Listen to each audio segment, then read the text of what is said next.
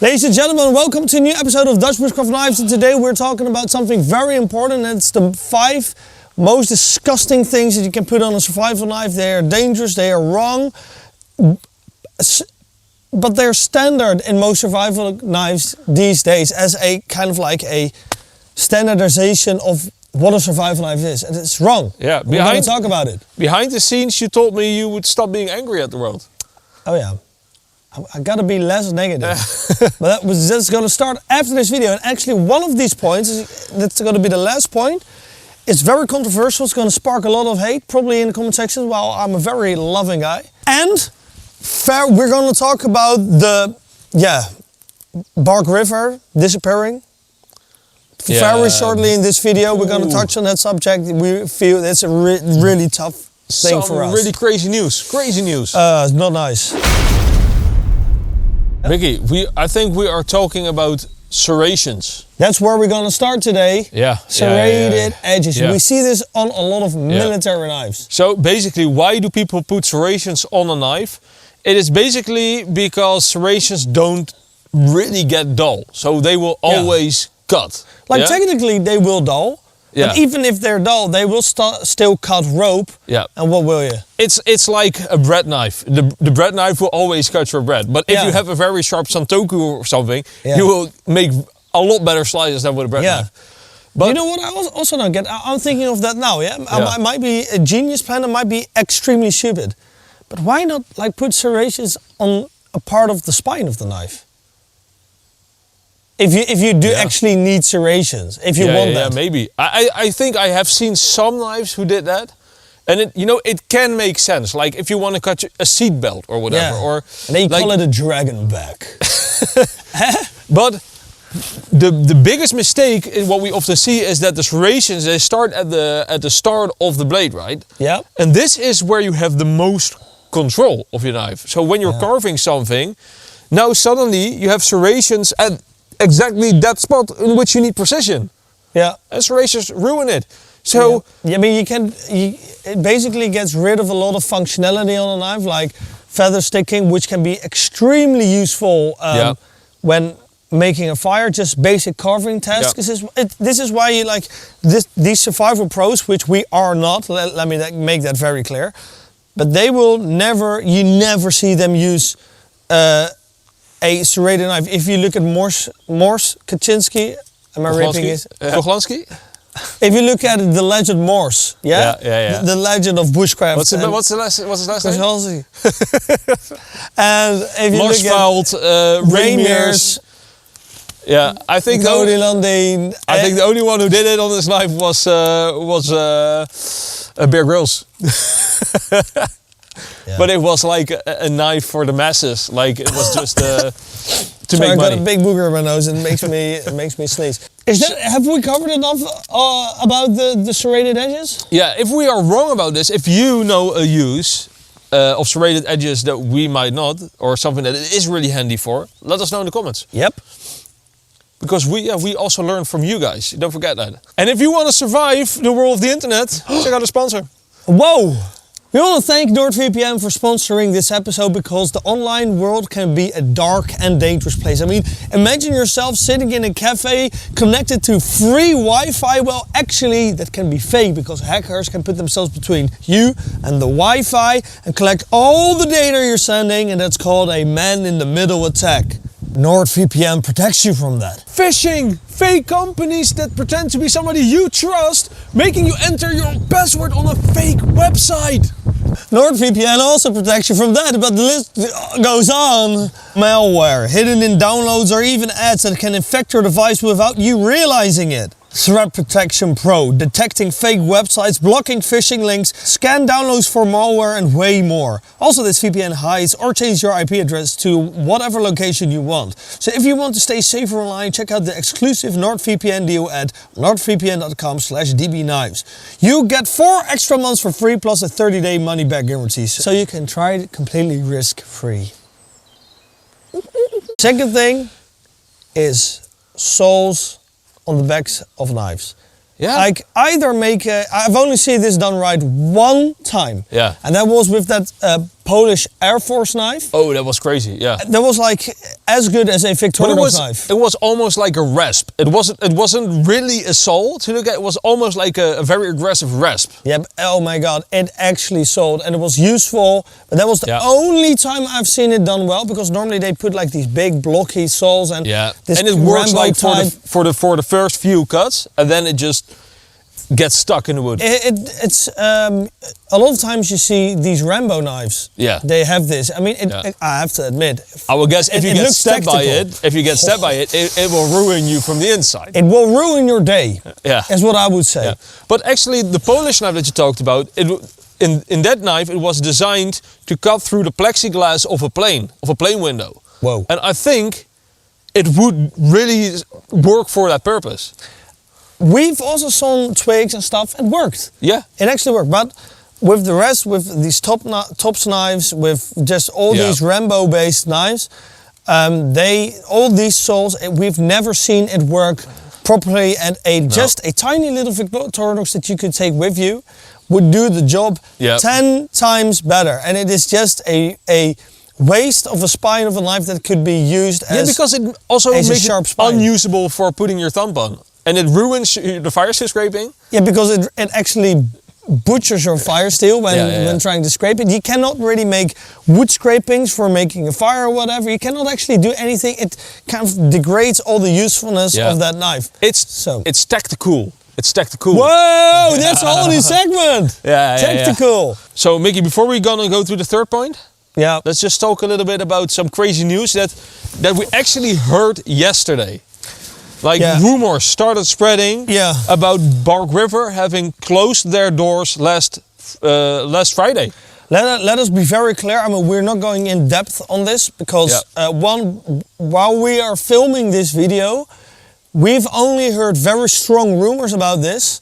So we're not sure what's going on. We don't know the depths of it and the facts, but we will be diving into that in a whole separate video in the future. Yeah, and probably when this video releases, because Bark River said they would make a statement on Monday on Facebook. Yeah. So there will probably be more about it. Yeah, but it is Sunday right now. Yeah. So we don't know shit right now, but we're gonna we will touch on it very fast now with the things that we do know, and one is that I feel really bad for all the people who work there and now have lost their job. Yeah. Actually, rumors say that a lot of these employees didn't even get notified that this was coming. Yeah, I don't know if it's true, but that's what the rumor is. But I'll just touch on Bark River has always been one of the greats. Yeah. With a lot of flaws as well. They've made a lot of knives that had issues, which in our opinion and what we saw and what we heard were progressively, they got worse. There were progressively more issues in the knives itself, and that is that hurt us. Yeah, I mean, as you know, we have been really big Bark River fans for a long time, and we have honestly spoken our critiques about Bark River in the hope that they would fix them, in the hope that they would improve, because we know that if they did their things right, this would have been one of the greatest brands to ever exist. Yeah, and we also talked to them behind the scenes. While Bark River, while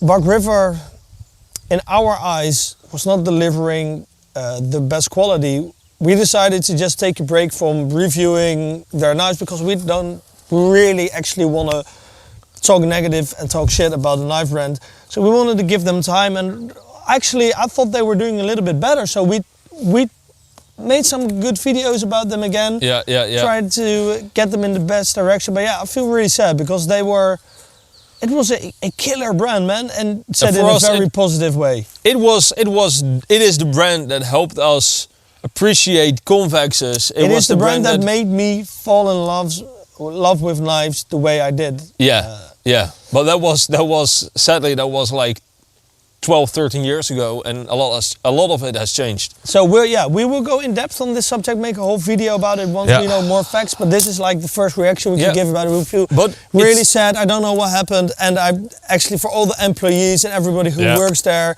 But it sounds credible. Yeah, good luck. It sounds credible that it's a fact that Bark River is gone, and that it's an end of an era. Oh. I really do not feel good about it. No. I actually feel sadness about it. Yeah. But I love them. DBKshop.com. Je gaat rechtstreeks naar de onderwereld.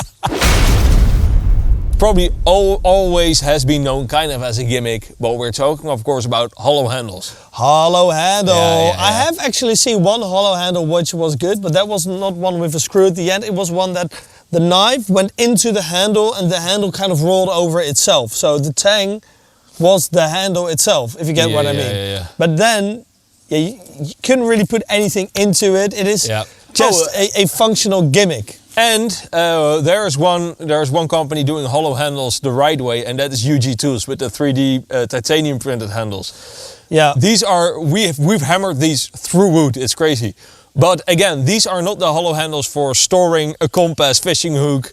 No, it is very hard because you need to put this is why they're kind of weak, is that you have the knife and then the blade goes into a tang, which normally is surrounded by a wooden handle. But the tang is actually, mostly with these knives, it's actually just this short. Instead of protruding through the whole handle, it actually stops. Yeah, and it's less than a red tang. It is nothing. And it's a no tang. It's especially dangerous if you look at the knives that they're put into. It's mostly these survival knives and these knives that look like they can really take a beating. But these are the last knives that can take a beating. But they are, it's like you buy a race car and then you buy it. It looks like a race car, feels like a race car, but one thing you should not do in it is race. Yeah. Nonetheless, let's be honest, it is like the kind of knife that got a lot of the people who are daddies now, into survival bushcraft knives, because back in the 80s, 90s, people would buy these Rambo knives with the compass, with the fishing hook. They would feel badass. It would even make them go outside and try a little bit of the survival. I think this is what sparked like the whole thing about creating like small survival kits. Yeah. So, you know, it has something good about it. I wish there was like a great knife, and maybe I just don't know about it. So if you know about it, just tell us in the comments. Like a good knife with a hollow handle where you can store stuff in. If people know that, please let me know, because the concept is cool, isn't it? Like if that would work, that knife, that would be a great concept, but it does not work. Yeah. Because it's just basically physics. Yeah, yeah. We need like some three-dimensional loophole space. This is not nice. I mean, we kind of touched on it already, but it is so common. It actually was on Bark River knives a lot. This is something that you not see on gimmicky knives. This is something you see on a lot of knives. Biggie. No, do not touch me with that, because that actually hurts. It is actually so normalized to put gimpings on a knife, because people think they look cool and people think they're useful. Probably because they think they have more grip or something on the thumb. I have to say, and look, before we're gonna go all negative about it, some companies, they do it kind of right in a way that it is not weakening the knife, doesn't feel aggressive, but still the looks don't appeal to me. Like TRC does it in a pretty good way. Yeah, but the knife is always gonna be more sturdy without the gimpings. Exactly, but a lot of companies, they just flaw in making good gimpings, and I would rather have no gimpings in this whole knife world at all. No, Mikkie. do not touch me, because that hurts already. What people actually underestimate is that the shape of the gimpings, if they are square, the knife tends to break way easier, because if the gimpings are round, it kind of already affects the sturdiness of the knife. And we've had a Bark River knife with Magna Cut steel, which broke on a piece of wood because of those gimpings. Yeah, and look, this might become a little bit technical, and we are not knife makers, so I am also not an expert on this matter, but... We're basically not experts on anything. No, but some knife makers, they make the gimpings before they do the heat treatment. And if you have like these square lines, that's gonna become a very stressful point in the heat treatment, because I don't know how that works. The gimpings before heat treatment, they cause like stress points on the knife, and you can even have the knives bending at those spots, blah, blah, blah, blah. And this is also what goes wrong a lot of times, is knife makers putting them on before heat treatment. Yep. And as the consumer, you cannot see if it was before or after. No, no, no. Actually, somebody got angry that I was wearing the same pants every video. So I changed my pants, so I hope that makes that one person less angry. But the last point is V-edges. Yeah, we declared a war on the V-edges this year. You did, actually, because you're an angry boy. Yeah, but didn't you agree? I kind of agree that V-edge is never a positive, yeah. I do understand why they're on knives. Okay, so, because a lot of people say it makes a knife really sturdy, that edge. Yeah. Is that the reason that they're on knives? No, no. It's, in my opinion, it's just like a good excuse. The main reason why a V-edge is on a knife is because it's repeatable in the process of making a knife. Yeah. It's easy, it's repeatable, it's fast. Yeah. So it's very cost effective. Let's say you have a knife, you put the basic edge on it using a CNC machine. Yeah. So you have like a dull blade. Then you put a machine in a certain angle, you just do flab, flab, you have yourself. It also makes that sound. It's really strange. Yeah, yeah. It's the only way you make a VH, it makes the sound flap, flap on the knife. But like very, very basically, how do you say that? It is very basic engineering. It's the most cost-effective way of sharpening a edge to a knife. And but if you look at survival, because people say, yeah, but you need to sharpen it on the river stone. Yeah. It's like you actually, if you do any sharpening by hand and by hand only, you always convex, like make a slight curvature to a knife. So a convex is actually a better edge. It has more steel behind the absolute apex of that edge. And it cuts better, it feather sticks better, it looks prettier, it is more effective in. And it's funny, because I think a lot of people saying like, I don't know how to sharpen a convex, is just because they lack the knowledge. A convex is actually the easiest grind. It's just not the prettiest. To sharpen, you mean? Yeah. It's just not the prettiest to do yourself, because with a V-edge you can keep that whole knife looking pristine. Yeah. And with a convex, you kind of get scratch marks because you fluctuate the angle. Yeah. So that V-edge, which we find in almost all folders here in the Western world, in almost all folders, in almost all fixed blades, in probably 90 to 90% of all knives have V-edges. Yeah. It is just a myth that is a good grind. I mean, it probably isn't terrible, but it's certainly not the best. I mean, look at all these very old knife cultures. It is everywhere where you see it, mostly or either convex from the top, or it is Scandi grind, which is also slightly convexed. Yeah. If you look at Nordic cultures, like Scandinavian cultures, all Scandi vexes, Scandi grinds. Yeah. If you look at Japanese culture, it's either convex or a Scandi grind. If you look at or even like the chisel grind in Japan, like one side completely flat, one side. Yeah, if you look at Chinese swords, knives, from the olden days, they knew something about knife making. None of them have a knife that looks like an Essie. It's like a modern thing. It's repeatable, and you know the funny thing is actually, you know what's also repeatable? A secondary convex. Yeah. Because if you put a fixed angle, but you have a belt that slightly curves with the blade when you push it in, you get a secondary convex. And you know what is 100 times better than a V-edge? What? Secondary convex. Whoa. You know, actually that is why, like, we understand a true convex takes a lot of time. That is also one of the reasons why our convex knife is pretty expensive. That's also why a Falknieven is pretty expensive. Because it has to be handwork. Yeah, it's handwork. But a secondary convex could be, I think, very repeatable and fast. Yeah. I mean, you see brands like Worktoff Gear, and you see brands like Extrema Ratio. Yeah. It's all secondary convex, and it's 100 times better than a secondary V-edge. And just as sturdy, Ladies and gentlemen, so those are the knife myths. really hope we didn't upset too much people. But let us know if we missed any. Like probably most of it originated in the 80s, so that's cool.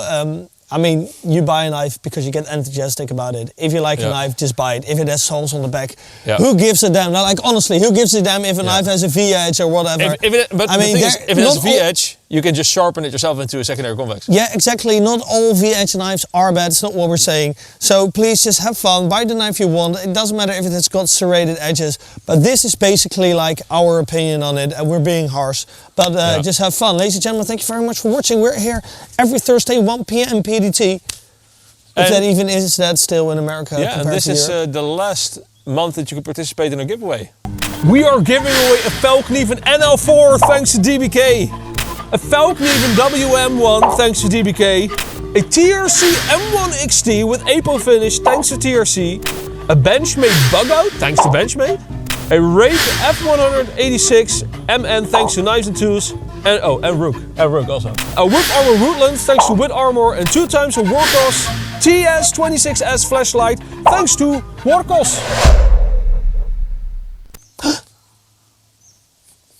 Join the Patreon. Yeah, dude. Royal Knife Club. So, ladies and gentlemen, thank you very much for watching. See you next week. Later.